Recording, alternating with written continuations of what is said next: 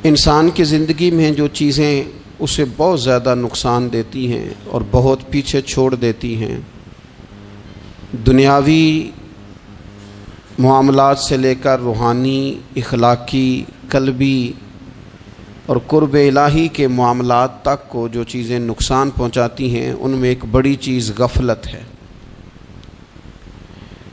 ایک لفظ ہوتا ہے جو ہمیں اکثر سننے کو ملتا ہے کہ آپ کی توجہ نہیں ہے۔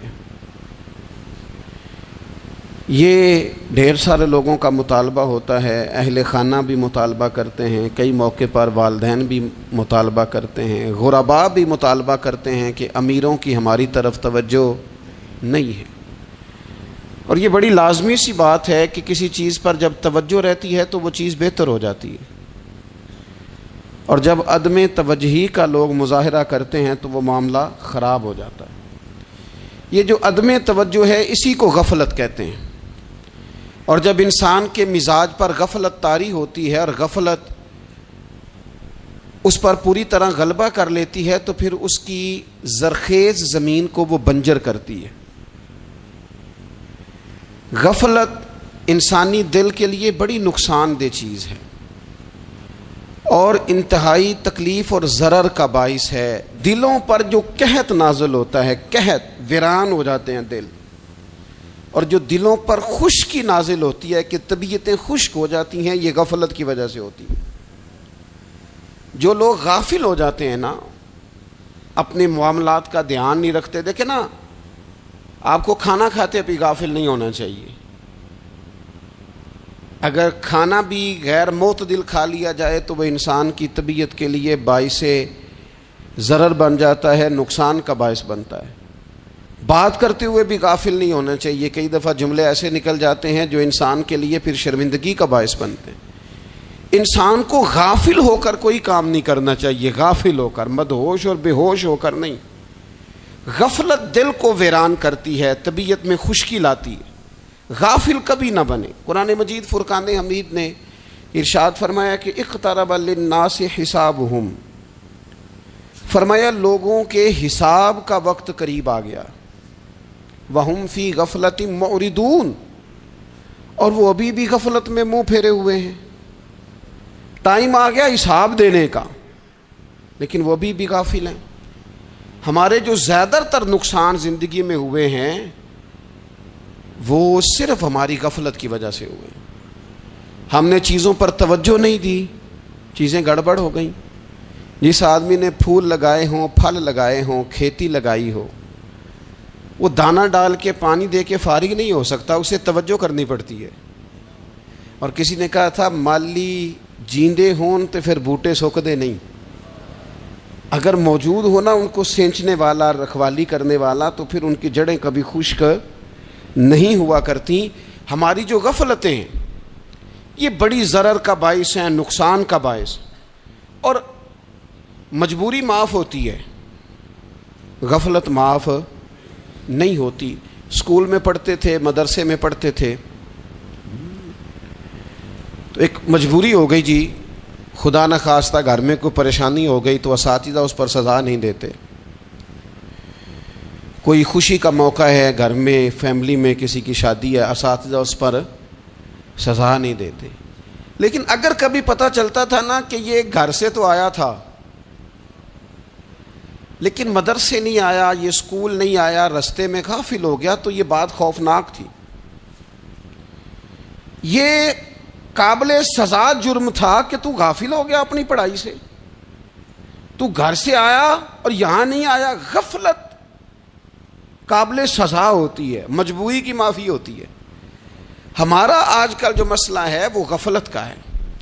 ڈھیر سارے لوگ ہیں، سمجھدار بھی ہیں، سیانے بھی ہیں، معاملہ فہم بھی ہیں، باشعور بھی ہیں، تعلیم کی ڈگریاں بھی رکھتے ہیں، لیکن اگر ان کی زندگیوں کی تکلیفوں کو دیکھا جائے اور بے آباد روح کو دیکھا جائے اور سجدوں سے ان کی دوری کو دیکھا جائے تو ایک ہی بات سمجھ میں آتی ہے کہ پتہ سارا ہے لیکن لے ڈوبی ہے غفلت، توجہ نہیں کی۔ لائق بچہ بھی نالائق ترین زندگی گزارتا ہے، اس لیے کہ اس کے لائق ہونے کے ساتھ ساتھ اس کا توجہ کرنا بھی تو ضروری ہے نا۔ نرے لائق کا کیا فائدہ اگر وہ محنتی نہیں، اگر وہ توجہ ہی نہیں کرتا، اپنا سبق دھیان سے سنتا پڑھتا ہی نہیں، تو بھی جتنا مرضی لائق ہو پیچھے رہ جائے گا۔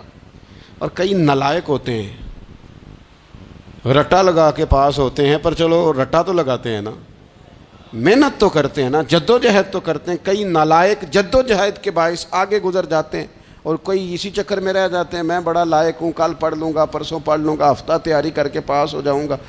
اپنی زندگی سے غفلت کا پردہ اٹھائیں، اور غفلت اس کے لیے فیصلہ کرنے کی ضرورت ہوتی ہے، پلاننگ کرنے کی نہیں، فیصلہ کرنے کی ضرورت ہوتی ہے کہ میں نے اب غفلت کرنی۔ ہم نہ جب بھی کوئی پروگرام بناتے ہیں تو منصوبہ بندی شروع کر دیں، منصوبہ بندی نہ کریں، فیصلہ کریں، کہیں کہ میں نے غافل نہیں ہونا۔ غفلت غرق دنیا کا نام ہے، اپنے آپ کو غفلت سے بچائیں۔ آپ دیکھیں حضرت کعب بن مالک رضی اللہ تعالیٰ عنہ فرماتے ہیں، بخاری میں موجود ہے، فرماتے ہیں کہ جنگ میں پیچھے رہ گیا تھا، میرا خیال تھا کل چلا جاؤں گا، گھوڑے اور سواریاں میرے پاس تیز ہیں، مضبوط ہیں، پرسوں چلا جاؤں گا، تیزی سے بھاگ کے میں پہنچ جاؤں گا، میں قافلے کے ساتھ شامل ہو جاؤں گا، لیکن بس تھوڑی سستی ہو گئی، ذرا غفلت ہو گئی۔ آپ فرماتے ہیں جب سب لوگ چلے گئے حضور علیہ السلام کے ساتھ جہاد میں اور میں پیچھے رہ گیا، تو پھر جب چند دن گزر گئے اور محبوب کے واپس آنے کا ٹائم ہو گیا، تو اب میں غور کرتا سمجھتا تو مجھے مدینے میں یہاں بزدل لوگ نظر آتے، اور کون نظر آتے؟ جو منافق تھے، وہ منافق بزدل دکھائی دیتے، یا مجھے عورتیں اور بچے دکھائی دیتے۔ میں پریشان ہوا، حضور واپس آ گئے، جنہوں نے بہانے کیے تھے نا منافقین نے، یہ مجبوری تھی اس لیے نہیں جہاد پہ گئے، یہ جنہوں نے بہانے کیے تھے انہیں مل گئی معافی، اور میں نے سچ بولا، میں نے کہا یا رسول اللہ میں غافل ہو گیا تھا۔ اب کہتے ہیں میں نے جب کہا نا حضور سستی ہو گئی تھی، ذرا غفلت ہو گئی، تو بندہ محبوب سے ہی غافل ہو جائے، بندہ وہیں سے غافل ہو جائے۔ جو دم غافل سو دم کافر، سانو مرشد اے ہو پڑھایا۔ جب کہا نا حضور وہ غلطی ہو گئی، کوئی مجبوری نہیں تھی، تو فرماتے ہیں باقیوں کو معافی مل گئی، میرے ساتھ حضور ناراض ہو گئے۔ ایک دن نہیں، 2 دن نہیں، 50 دن حضور ناراض رہے۔ مدینے کی گلیوں نے مجھے پہچاننا چھوڑ دیا، در و دیوار سے مجھے یوں لگتا تھا کہ میں پردیسی ہوں۔ فرماتے ہیں میں مسجد میں آتا تھا، میں جب محبوب کو دیکھتا تو حضور رخ انور پھیر لیتے، اور مجھے پتا تھا جب میرا چہرہ ادھر ادھر ہوتا تو پھر کریم رحمت کی نظر فرماتے۔ فرماتے ہیں 50 دن مسلسل، پھر مجھے حکم ہوا کہ بیوی بھی بھیج دو، میکے بچے بھی بھیج دو، ننہال یعنی تنہا رہ جاؤ۔ فرماتے ہیں وہ میں نے قید تنہائی کاٹی، لیکن شکر اللہ کا یہ ہے کہ میں سچا تھا، بس ذرا بھول گیا تھا، بس ذرا غفلت ہو گئی تھی۔ تو فرماتے ہیں پھر اللہ تبارک و تعالیٰ نے میرے اوپر فضل یہ فرمایا کہ میری توبہ کا اعلان رب نے قرآن مجید میں فرمایا۔ تو غافل نہ بنے کبھی بھی، ہمارا نا مسئلہ یہ ہے، اور آپ نے ناراض نہیں ہونا، ڈھیر سارے لوگ غافل ہو جاتے ہیں، مالدار بھی غافل ہیں، صاحبان علم بھی الا ماشاء اللہ بہت ساری جگہوں پہ غافل ہیں۔ جن لوگوں کو 4 لوگ جاننے لگ جاتے ہیں، کوئی مقام حاصل ہو جاتا ہے، وہ بھی بہت ساری جگہوں سے غافل ہو جاتے ہیں الا ماشاء اللہ۔ غفلت بڑی تکلیف والا منظر ہے۔ جو لوگ سمجھتے ہیں نا میں اب گڈ بک میں آ گیا ہوں، اب میں اچھا ہو گیا ہوں، اب میرے لیے خیر کہا جاتا ہے، مجھے اچھائی شاید یہ مستقل میرے ساتھ رہے گی، تعریف ہی ہوگی ہمیشہ، وہ بھی غافل ہو جاتے ہیں۔ اور یہ غفلت ٹھیک نہیں ہوتی۔ وجہ دیکھنی چاہیے کس وجہ سے انسان کو وقار مل رہا، عزت مل رہی۔ اپنی زندگی سے غفلت کو اتار پھینکیں۔ تھوڑی دیر کی تو غفلت ہوتی ہے، لمبی تو نہیں۔ 2 منٹ کے لیے صرف اس نے ڈرائیونگ کرتے ہوئے چہرہ موبائل کی طرف کیا تھا، 2 ہی تو منٹ لگے تھے۔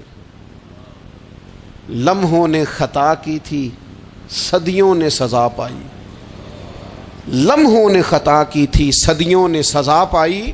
ایک لمحے کے لیے غافل ہوئے تھے اور صدیاں، نسلیں روتی رہ گئیں پیچھے۔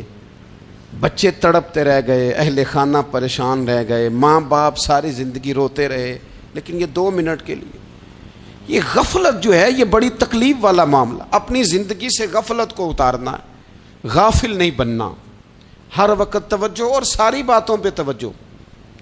بعض اوقات لوگ ایک طرف توجہ کر کے ایک طرف سے غافل ہو جاتے ہیں. نہ، توجہ ہمہ پہلو رکھنی ہے. ہمارے ذمے جتنے بھی حقوق ہیں ان سب پر توجہ، ہر چیز کا خیال. ایسا نہ ہو کہ عبادت کرتے رہ جائیں اور حقوق العباد ہم سے چھوٹ جائیں، اور حقوق العباد اتنے زیادہ ادا کریں. ایک صاحب مجھے کہنے لگے ایک دفعہ بڑے وثوق کے ساتھ کہنے لگے جی معاذ اللہ ثم نہیں جی ٹائم ملتا پھر نماز دا کی کریے، روزی کمانا بھی تو عبادت ہے نا. تو میں نے کہا آپ نے عبادت کرنا ایک حصہ قبول کیا ہے، آپ نے کل عبادت نہیں قبول کی. عبادت کل ہے، ہمہ پہلو. ایک حصہ آپ قبول کر کے نکل گئے اور باقی آپ نے چھوڑ دی. تو کسی ایک طرف سے بھی غافل نہیں ہونا. جتنی ذمہ داریاں ہیں، جتنی ڈیوٹیاں ہیں، ان سب کا خیال.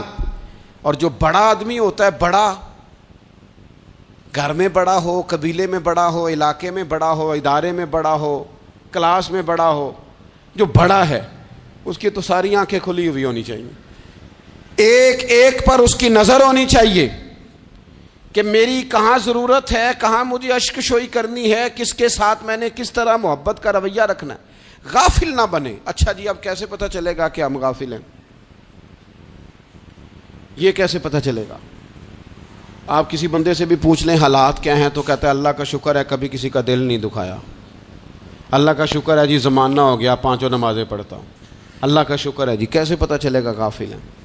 پہلی علامت ہمارے علماء اور صوفیاء نے غافل بندے کی لکھی ہے. اس آئینے میں میں نے اور آپ نے اپنا آپ دیکھنا ہے. غافل بندے کی پہلی علامت یہ ہوتی ہے کہ وہ دنیاوی کاموں میں چست ہوتا ہے اور اللہ اور اس کے رسول کی فرما برداری میں سست ہوتا ہے. یعنی نماز کے وقت تو اسے نیند ستاتی ہے، پریشانی ہوتی ہے، لیکن اگر کسی جگہ مال مل رہا ہو، پیسے مل رہے ہوں، وہاں جانا ہو تو پھر اسے کوئی چیز بھی تنگ نہیں کر. دنیاوی کاموں میں چست ہوگا، یعنی ٹی وی کے آگے، موبائل کے آگے وہ گھنٹوں بیٹھا ہوا ہے. اور اگر اسے 25 منٹ قرآن پاک سننا پڑ جائے، اگر اسے 20 منٹ دینی محفل میں بیٹھنا پڑ جائے، اگر اسے کہا جائے کہ تو 20 رکعت نماز نفل ادا کر، دنیاوی کاموں میں چست ہے، دینی کاموں میں، یہ غفلت کی پہلی علامت. پھر ذاتی معاملات پہ پیسہ خرچ کرنا ہو تو ڈھیر سارا ہے، کسی غریب کی مدد کرنی ہو تو. وہ ہمارے ایک دوست ہیں، وہ اکثر کہا کرتے ہیں، وہ کہتے ہیں آج کل کسی سے کہنا فلائی کام میں، دینی کام میں، کسی کی مدد میں کچھ 4 پیسے خرچ کرنے ہیں تو لوگ کہتے ہیں ہاتھ تنگ ہے. ہاں کوئی سستا پلاٹ ملتا ہو نا، اور اگر یہ سمجھ آ جائے کہ وہ مجبور ہے بیچارہ بیچنے والا، تو پھر کہتے ہیں میں 2-3 دوستوں کو پھاڑ لے سن. ذاتی کاموں میں جب بندہ چست ہو اور دینی کاموں میں سست ہو تو مطلب یہ ہے کہ بندہ غافل ہے. پہلی علامت غفلت کی. اور غفلت کی دوسری نشانی یہ ہے کہ انسان گناہ کے کاموں کو معمولی سمجھنے لگ جاتا ہے. یہ غافل بندے کی نشانی ہے. گناہ کو معمولی سمجھتا ہے، چھوٹا سمجھتا ہے. آج کل لوگ کہتے نہیں میں کو اکیلا کر رہا ہوں، ساری دنیا ہی کرتی ہے. اور جناب کیا ہو گیا اگر یہ غلطی ہو گئی تو بندے سے ہو ہی جاتا ہے. گناہ کو معمولی سمجھنا، چھوٹا سمجھنا اور کہنا پھر کیا ہو گیا ہے، انسان سے غلطی ہو جاتی ہے. آپ دیکھ لیں کہ سینکڑوں بیسیوں گناہوں کا بوجھ ہمارے سروں پہ ہوتا ہے، لیکن کوئی ہمارا دبدبہ ہے، کوئی ہماری گفتگو ہے، کوئی ہمارے جملوں میں خود پسندی ہے، کوئی ریاکاری ہے، کوئی تصنع ہے. یہ غافل بندے کی علامت ہے. نبی اکرم صلی اللہ تعالی علیہ وآلہ وسلم نے فرمایا مومن اپنے گناہوں کو پہاڑ کی طرح سمجھتا ہے. یہ بخاری میں حدیث ہے. مومن پہاڑ کی طرح جانتا ہے اور وہ ڈرتا ہے کہ کہیں وہ پہاڑ اس کے اوپر گر نہ جائے، یعنی کہیں مجھے میرے گناہ کی سزا نہ مل جائے. چھوٹے گناہ کو بھی پہاڑ جانتا ہے، یار مجھ سے غلطی ہو گئی، مجھے ٹھیک کر لینی چاہیے، مجھے معافی لے لینی چاہیے، مجھے توبہ کر لینی چاہیے. مومن اپنے اوپر گناہ کو پہاڑ کی جانب سمجھتا ہے. اور حضور علیہ الصلوۃ والسلام فرماتے ہیں کہ یہ جو فاسق اور فاجر ہوتا ہے نا، اللہ کا نافرمان، یہ گناہ کو مکھی کی طرح سمجھتا ہے. یہ سمجھتا ہے میں نے اشارہ کرنا ہے مکھی نے اڑ جانا ہے. مومن کی علامت یہ ہے کہ وہ پہاڑ جانتا ہے اگر غلطی ہو جائے تو پہاڑ. امام اعظم ابو حنیفہ رحمۃ اللہ علیہ گزر رہے تھے تو بارش ہو گئی تھی اور کوفہ میں کیچڑ تھا, تو آپ نے جو جوتے پہنے ہوئے تھے ان جوتوں سے چلتے ہوئے نا آپ کے پاؤں سے کچھ مٹی اڑی, تو سامنے ایک یہودی تھا, اب اس زمانے میں دیواریں کچی ہوتی تھیں, اس کے دیوار پر جا کے وہ مٹی جو تھی وہ لگ گئی. اب امام صاحب بڑے پریشان ہوئے کہ میں نے اس کی دیوار کو آلودہ کر دیا. یہاں تو لوگ اپنی اینٹیں رکھتے رکھتے کئیوں کی دیواریں توڑ ہی دیتے ہیں, اور پھر وہ اس پر ماننے کو بھی تیار نہیں ہوتے, تسلیم کرنے کو بھی تیار نہیں ہوتے. وہ کہتے ہیں پھر کیا ہو گیا, اب ہمارا یہاں گھر ہے تو ہم نے ٹرالی منگوانی نہیں تھی, ہمارا حق بنتا تھا. امام صاحب کے پیروں سے ذرا کیچڑ اڑا, یہودی کی دیوار پہ لگا, اس کی کچی دیوار تھی. امام صاحب پریشان ہو گئے, سوچنے لگے کہ اگر میں دیوار سے یہ کیچڑ اتارتا نہیں تو یہ بھی زیادتی ہے, میں نے اس کی دیوار کو گدلا کر دیا, اور اگر میں اتارتا ہوں تو کچھ مٹی اس کی دیوار کی بھی اتر جائے گی, کچی دیوار ہے, یہ بھی زیادتی ہے. مومن گناہ کو پہاڑ کی طرح سمجھتا ہے کہ کہیں گر نہ جائے, اس کی بھی کہیں سزا نہ مل جائے. امام صاحب نے اس کے دروازے پہ دستک دی, وہ باہر آیا تو اتفاق سے وہ آپ کا مقروض بھی تھا, اس نے پیسے دینے تھے.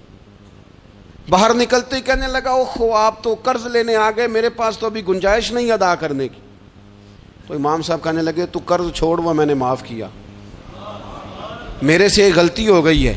میں آ رہا تھا, لکڑی کے جوتے اس زمانے میں کھڑاؤں لوگوں نے پہنے ہوتے تھے, کہا وہ میرے پیروں سے ذرا کیچڑ اڑا ہے, تیری دیوار پہ لگ گیا ہے.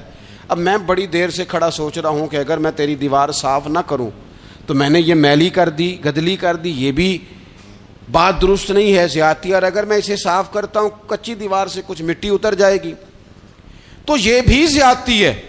اب تو بتا میں کیا کروں. تو بے موسمہ پھل تھا نا یہ, تو بے موسمہ پھل دیکھ کے بندہ حیران ہو جاتا ہے.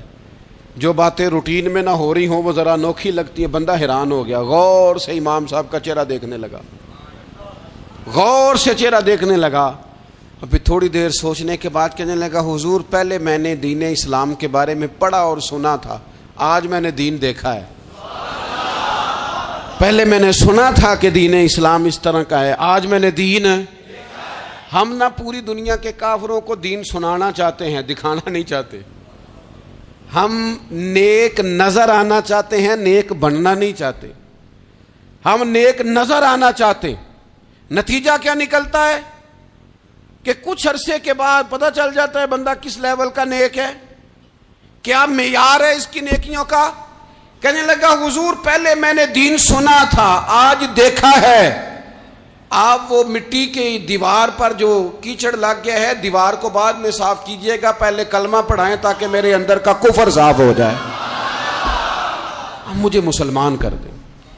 تو غافل آدمی جو ہوتا ہے نا وہ پھر تیسری بات, جب بندہ بہت زیادہ غافل ہو جاتا ہے پھر اعلانیہ گناہ کرنے لگتا ہے. ایک گناہ پھر اس کا اظہار گناہ. ایک بندہ حدیث پاک میں آتا ہے, ایک بندہ رات کو کوئی غلطی کرتا ہے, اللہ تعالیٰ اس پہ پردہ ڈال دیتا ہے, لیکن وہ سویرے خود لوگوں کو بتاتا پھرتا ہے میں نے یہ کیا, میں نے یہ کیا. جب آپ اظہار گناہ کرتے ہیں نا تو سامنے والا بھی دلیر ہوتا ہے, کہتا ہے اس نے کیا میں کر لوں گا تو پھر کیا ہوا. ہمارے علماء نے لکھا ہے کسی کی نماز قضا ہو جائے تو کسی کو بتائے نہ,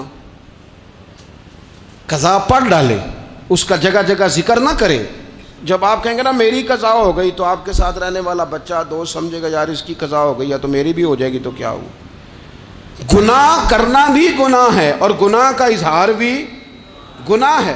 نبی اکرم صلی اللہ تعالی علیہ وآلہ وسلم نے ارشاد فرمایا میری ساری امت کو معافی مل جائے گی سوائے ان لوگوں کے جو اعلانیہ گناہ کرتے ہیں. یہ بخاری مسلم دونوں میں حدیث موجود ہے. جو اعلانیہ گناہ, جنہوں نے خود ساری دنیا کو گواہ بنا لیا, میں نے یہ بھی جرم کیا, یہ بھی کیا, یہ بھی کیا, یہ بھی کیا, خود انہوں نے لوگوں کے. بہت بڑے غافل آدمی کی علامت ہے کہ گناہ کرے اور پھر اوپر سے اعلانیہ گناہ کرے, اتنا بڑا جرم کرے.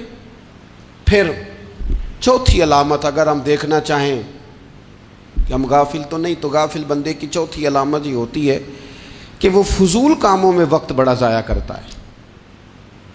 فضولیات میں ادھر بیٹھے ہیں ادھر بیٹھے ہیں, یہاں گپ شپ ہو رہی ہے, وہاں موبائل دیکھا جا رہا ہے, پھر کچھ ٹائم ملا ہے تو پھر کہیں دور دراز کسی ہوٹل پہ کھانا کھانے چلے گئے, پھر کچھ ٹائم ملا تو چلو نکلتے ہیں ذرا کوئی ہفتہ سیر کر آتے ہیں, یہاں گپ شپ ہے, فلاں کو ڈسکس کر لیتے ہیں, فلاں کے بارے میں بات کر لیتے ہیں, سیاسی تبصرے کر لیتے ہیں, یہ تھوڑی گفتگو ہو جاتی, چلے محلے داروں پہ تبصرہ شروع کرتے ہیں, کون روٹی زیادہ کھا رہا ہے اور کس کے پاس پیسے زیادہ آ گئے, چلو جا کے پتہ کرتے ہیں. حالانکہ یہ پتہ نہیں کرنا چاہیے تھا, پتہ تو اس کا کرنا چاہیے تھا جو بیچارہ کل سے بھوکا ہے. خبر تو اس کی رکھنی چاہیے تھی جس بیچارے کے گھر میں بچوں کے لیے پہننے کو کپڑے موجود نہیں ہیں. اس پر تبصرہ یہ کرتے ہیں کہ یہ محنت کیوں نہیں کرتے, اور اگر کسی پر اللہ عطا کر دے پھر حساب ضرور لگاتے ہیں کہ ذرا معلومات کرو یہ اتنی جلدی آگے کیسے نکل گئے. غافل بندے کی علامت ہے وقت کا ضائع کرنا اور فضول کاموں میں ضائع کرنا اور بلا وجہ ضائع, اور ایسے سوالات کرنا جن کی ضرورت ہی کوئی نہیں, بالکل ضرورت ہی نہیں, کوئی مطلب ہی نہیں. لیکن ہم لوگ وقت ضائع, یہ غفلت کی علامت. غفلت اللہ والوں کی علامت کیا تھی؟ ایک بات انہوں نے زندگی میں لے لی, سیکھ لی, پھر ساری زندگی اسی پہ گزار دی.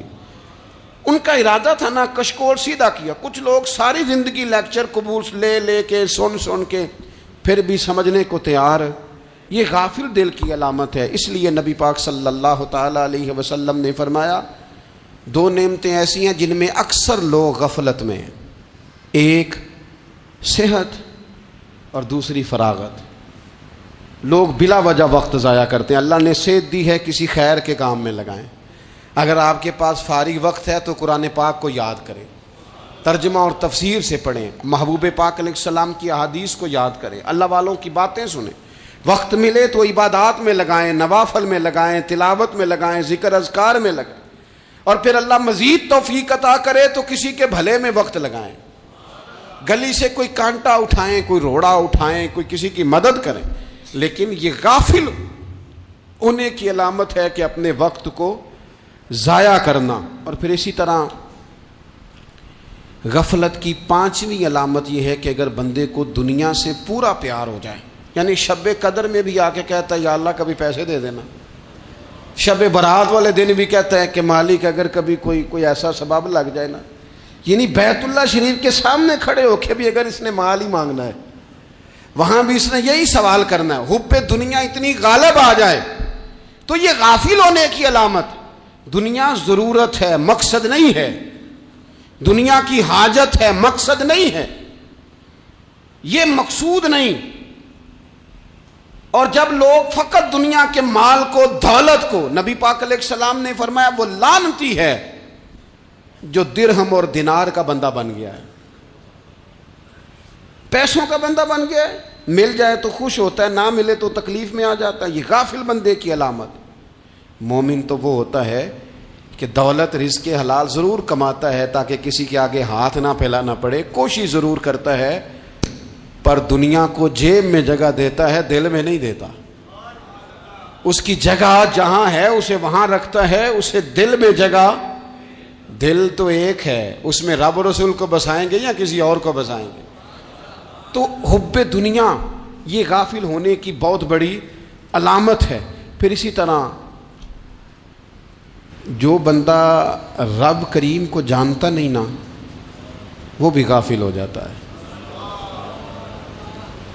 ایک تو جو یہ نہیں نہ جانتا کہ رب کریم سزا دے گا, وہ مجھے دیکھ رہا ہے, اسے نہ اونگ آتی ہے نہ نیند آتی ہے, جو اس کی معرفت نہیں رکھتا کہ میرا رب ہر وقت مجھے دیکھ رہا ہے, وہ بھی غافل ہو جاتا ہے. جسے پتہ ہونا کہ مجھے دیکھ رہا ہے وہ غافل نہیں ہوتا. اور جو یہ سمجھ لیتا ہے نا کہ شاید معاذ اللہ ثم, اس یقین کو پکا نہیں کرتا, وہ غافل ہو جاتا ہے. اور ایک جو یہ نہیں نہ جانتا کہ رب مہربان کتنا ہے وہ بھی غافل ہو جاتا ہے. مجھے بتائیے سب سے زیادہ تو بندہ اس کے دروازے پہ جاتا ہے نا جو سب سے زیادہ مہربانی کرنے والا ہو, اس دروازے سے بندہ اٹھتا ہی نہیں. تو جس کو یہ یقین ہو جائے نا سب سے زیادہ کرم فرمانے والی ذات اللہ رسول کی ہے, وہ کبھی رب رسول سے غافل نہیں ہوتا. وہ کبھی اللہ رسول کا دروازہ چھوڑ کے نہیں جاتا، وہ کبھی کسی اور جگہ جا کے پناہ تلاش نہیں کرتا۔ جسے پتہ چل جائے نا وہ کریم کتنا ہے، مہربان کتنا ہے۔ ملا رومی رحمت اللہ علیہ فرماتے ہیں بہت بڑا مجرم تھا ایک بندہ، بہت بڑا گناہگار تھا، بت کو پوجتا تھا، تھک گیا، ساری رات بت کے سامنے کھڑا تھا، معاذ اللہ یا صنم یا صنم یا صنم کہتے، تھک گیا، نیند آ گئی، اونگ آ گئی۔ جب پوری طرح نیند آ گئی اور دماغ پہ نیند قبضہ کرنے لگی تو اس کے منہ سے نکل گیا، صنم صنم کہہ رہا تھا نا، نکل گیا یا صمد، او بے نیاز مالک۔ رب کریم نے فرشتوں سے فرمایا دوڑ کے جاؤ، جو کہتا ہے اسے دے دو۔ فرشتے کہنے لگے مالک وہ تو بت کو پکار رہا تھا، اس نے تو غلطی سے نام لیا ہے۔ فرمایا مجھے نہیں پتا، لیکن دیکھو نا اس نے مجھے پکارا تو ہے نا، کتنی دیر سے جھوٹے کو پکار رہا تھا، اس کا معاملہ حل نہیں ہوا، اب اگر سچے کو پکارنے پہ بھی حل نہ ہوا تو فرق کیا رہ جائے گا؟ دے دو جو مانگتا ہے، دے دو۔ میرے دوست گھر پتہ چل جائے وہ کریم کتنا ہے، وہ مہربان کتنا ہے۔ میرے رسول پاک علیہ الصلوۃ والسلام نے تو فرمایا تیری آنکھ سے اگر اس کے خوف سے اتنا آنسو بھی نکل گیا جتنا مچھر کا پر ہوتا ہے، تو جس طرح بھینس کے تھنوں سے نکلا ہوا دودھ واپس تھنوں میں نہیں نہ جاتا، جو اتنا بھی روئے نہ روئے اللہ کے خوف سے، وہ بندہ دوزخ میں نہیں جائے گا۔ تھوڑی دیر کے لیے ڈر جائے اپنے رب سے، آئے تو صحیح۔ عدم معرفت غفلت پیدا کرتی ہے، تو آ تو صحیح، وہ تو کریم ہی بڑا ہے، وہ تو مہربان ہی بڑا ہے۔ حضرت زنیرہ رضی اللہ تعالی عنہ حضور کی صحابیاں ہیں۔ ایام جو مکے کے تھے مسلمانوں پر بڑی آزمائش کے تھے، انہیں بڑا مارا کفار نے، اتنا مارا کہ ان کی بینائی چلی گئی، نظر آنا بند ہو گیا۔ کافروں کی عورتوں نے تانا دیا کہ تو نے ہمارے بت چھوڑے ہیں نا، تو دیکھنا تیری بینائی چلی گئی۔ تو جناب زنیرہ اللہ پہ بھروسہ، توکل، معرفت الہی کا جذبہ، اٹھ کے کھڑی ہو کہنے لگی چپ کرو، تمہارے جھوٹے بت کیا کر سکتے ہیں، میرا رب چاہے تو صبح جب میں اٹھوں تو میری آنکھیں روشن ہو، اگر کریم کرم کر دے۔ لوگ کہتے ہیں واقعی ایسا ہوا، جب وہ سویرے اٹھی تو اللہ نے ان کی روشنی واپس کر دی تھی۔ تجھے پتہ چل جانا وہ مہربان کتنا ہے۔ وہ ایک بزرگ تھے تو ان سے کسی نے کہہ دیا کہ اگر آپ کا حساب آپ کے ماں باپ کے ذمہ ہو جائے تو پھر کیسا، پوچھنے کے لیے قیامت میں اگر ماں باپ حساب لیں تو پھر کیسا۔ تو بڑے سیانے لوگ تھے جو دل والے تھے، کہنے لگے نہیں، رب کریم ہی ٹھیک ہے، اس لیے کہ وہ ماں باپ سے کہیں بڑھ کر پیار کرنے والا ہے۔ اگر یہ معرفت مل جائے وہ کریم کتنا ہے۔ اور جب بندہ پوری طرح اس کی بارگاہ میں آ کے تڑپ جاتا ہے نا، مولا میں جاؤں کدھر، تیرا دروازہ چھوڑ کے جاؤں کدھر۔ اقبال کہتے ہیں وہ ایک سجدہ جسے تو گراں سمجھتا ہے، 1000 سجدوں سے دیتا ہے آدمی کو نجات۔ تجھے جگہ جگہ جھکنا نہیں پڑے گا اگر تو صحیح معنوں میں اپنے رب کی بارگاہ میں جھک جائے۔ تو میرے عزیز کوشش کریں کہ اس کی معرفت، اس کا کرم، اس کی عطا اور اللہ تبارک و تعالیٰ کے حاضر و ناظر ہونے پر عین الیقین، حق الیقین حاصل کریں۔ اور پھر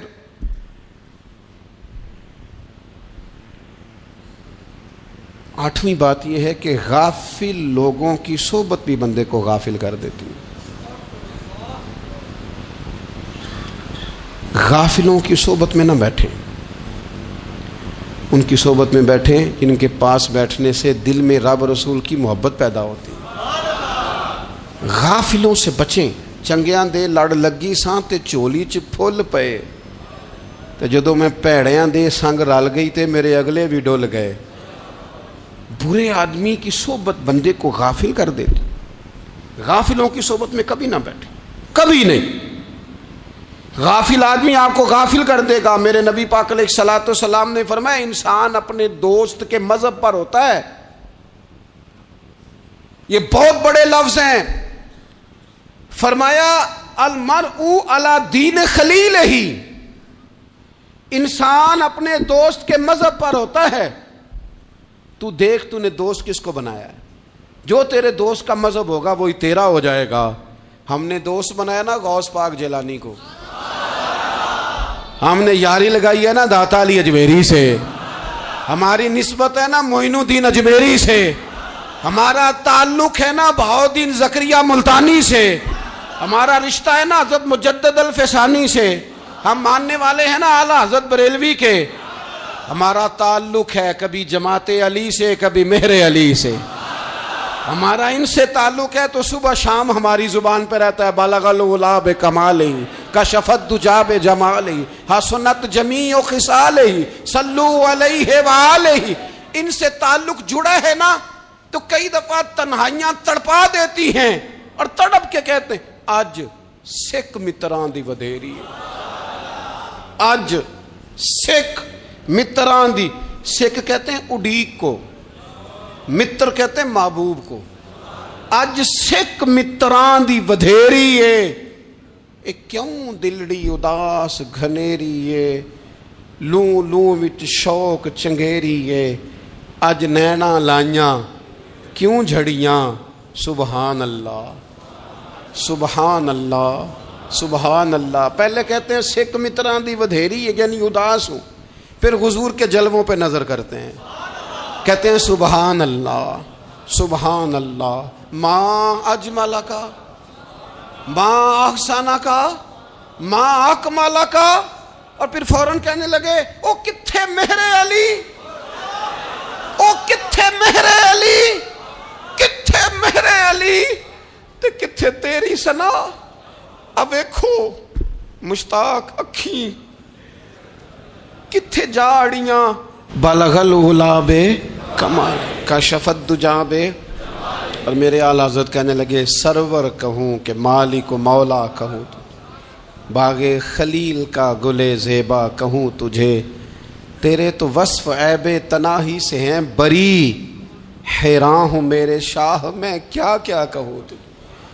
غافل آدمی کی علامت ہے برے لوگوں کی صحبت میں، خبردار ان کے پاس نہ بیٹھنا جن کے پاس بیٹھنے سے تمہارے دلوں میں اولیاء اللہ اللہ کے بندوں کی عداوت پیدا ہو، خبردار خبردار ان کے پاس نہ بیٹھنا جن کے پاس بیٹھنے سے تمہارے دلوں میں حضور کی اولاد پاک کے بارے میں شک پیدا ہو، خبردار اس شخص کے پاس نہ بیٹھنا جو امام حسین ابن علی کے بارے میں کوئی کمزور بات کرتا ہو، بچنا، خبردار اس سے بچنا جو حضور کے صحابہ کے بارے میں بات کرے، بچنا بچنا اس سے، جو سیدنا ابو بکر صدیق کے بارے میں کوئی،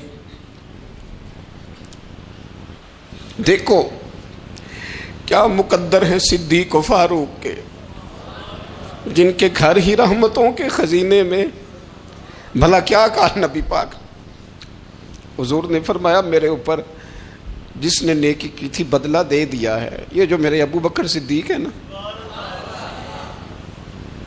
ان کو میں اللہ کی بارگاہ میں لے جاؤں گا، کہوں گا مالک تو ہی بدلہ عطا فرما۔ ایک ہاتھ میں جناب صدیق کا ہاتھ پکڑا، ایک میں حضرت عمر کا ہاتھ پکڑا، اور حضور مسجد نبوی سے باہر آ رہے ہیں، دیکھنے والے کی زبان سے بے ساختہ سبحان اللہ نکل گیا، کیا شان ہے کیا مقدر ہے۔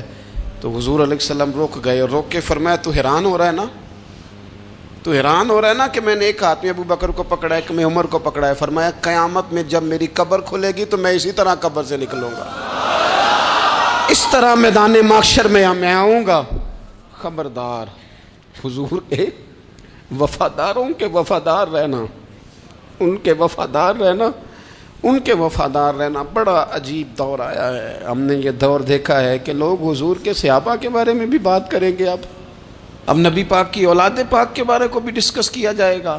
اپنا منہ تو دیکھ، اپنی حیثیت دیکھ، اور پھر وہ بندے دیکھ جن کو اللہ نے چن کے اپنے محبوب کی غلامی کے لیے حضور کے قریب بٹھایا ہے۔ تو بچنا ایسے لوگوں سے، پرہیز کرنا، خبردار عقیدہ ستھرا رکھنا، عقیدہ ستھرا رکھنا، صاف رہنا، پاکیزہ رہنا، غافلوں کی صحبت سے بچنا۔ بڑا ڈرتے ہیں اللہ سے، دعائیں مانگتے ہیں یا اللہ نسلوں میں بھی وہی بندے پیدا فرما جو عقیدے پکے رکھنے والے ہیں، وہ بندے پیدا فرما ہماری نسلوں میں۔ ایک وہ بندہ بھی غافل ہو جاتا ہے جو امیدیں لمبی لگا لیتا ہے،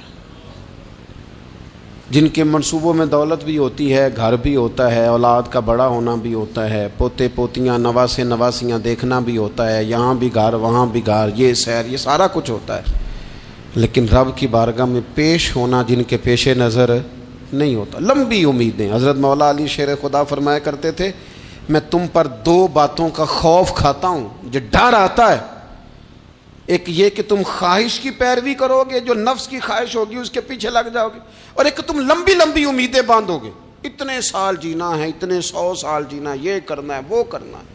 منصوبہ بندی کریں مستقبل کے لیے، وہ بری نہیں، لیکن تیاری رکھیں، تیاری رکھیں، اس بات کا بھی خیال رکھیں کہ اللہ کی بارگاہ میں حاضر ہونا۔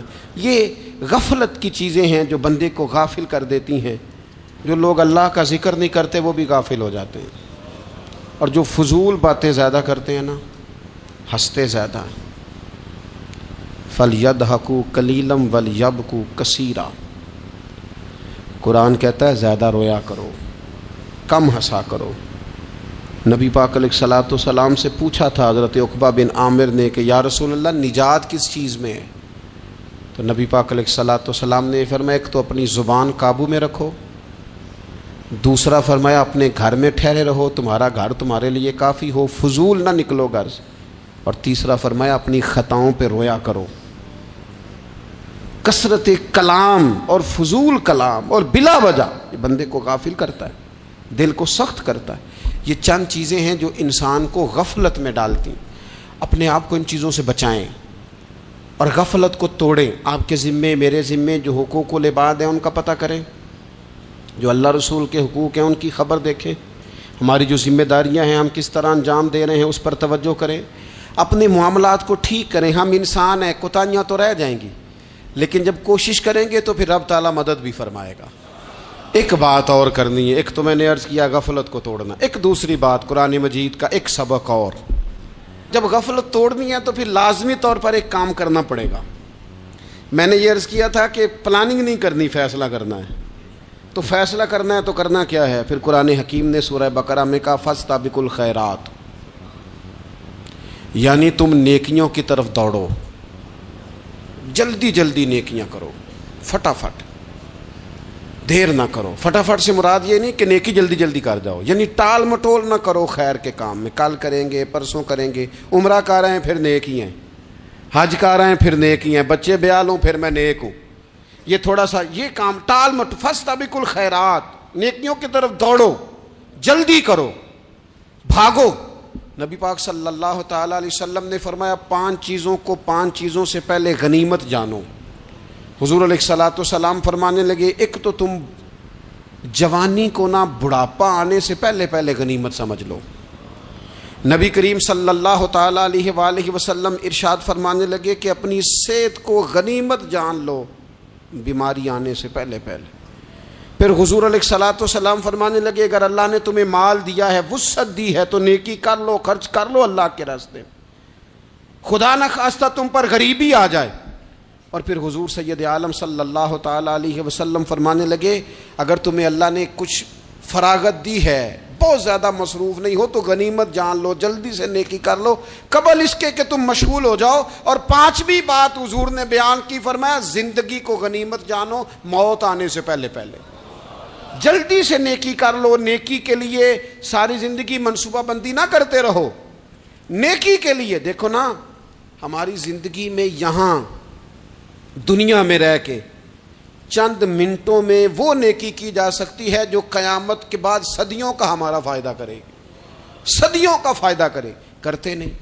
پلاننگ کر رہے ہیں، منصوبہ بندی کر رہے ہیں، بس تیاری کر رہے ہیں، بس حضرت آپ دعا کر دیں، اللہ تعالیٰ دعائیں بھی قبول فرمانے والا ہے، لیکن جو نیکی نصیب ہوتی ہے اسے جلدی سے کر گزریں، اسے فٹافٹ کریں۔ میں ایک گاؤں میں گیا، اب تو خیر وہ دور نہیں رہا، یہ 10-15 سال 20 سال پہلے نا جو نوجوانوں کی مصروفیات ہوتی تھیں ان میں سے ایک مصروفیت یہ ہوتی تھی کہ گندم لے کے چکی پہ جانا ہے، آٹا پسوا کے لانا ہے۔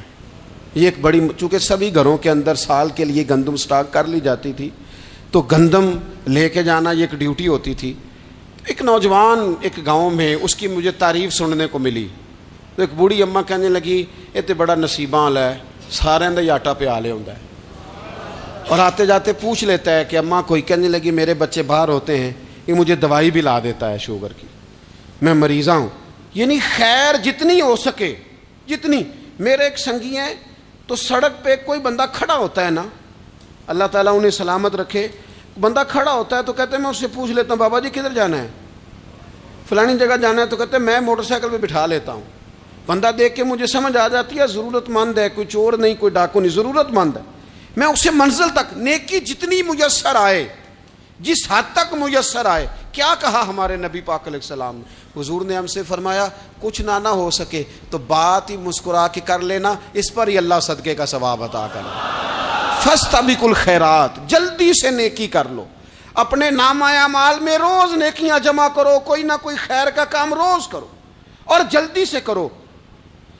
صحیح مسلم میں حدیث ہے، نبی پاک صلی اللہ تعالی علیہ وسلم فرمانے لگے جلدی جلدی نیکی کے کام کر لو ان فتنوں سے پہلے جو اندھیری رات کے حصوں کی طرح فتنے ہوں گے.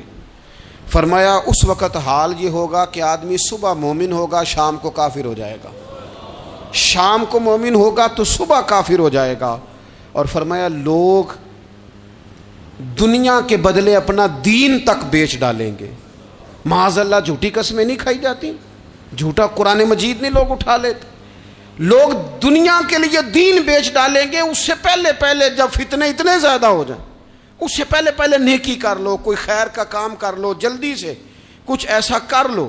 حضرت عقبہ بن حارث رضی اللہ تعالیٰ عنہ فرماتے ہیں یہ دیکھیں ہمارے نبی پاک علیہ السلام کی سیرت کیا ہے، حضور کا اسوہ کیا ہے، نبی پاک علیہ السلام ہماری تربیت کس طرح کرتے ہیں.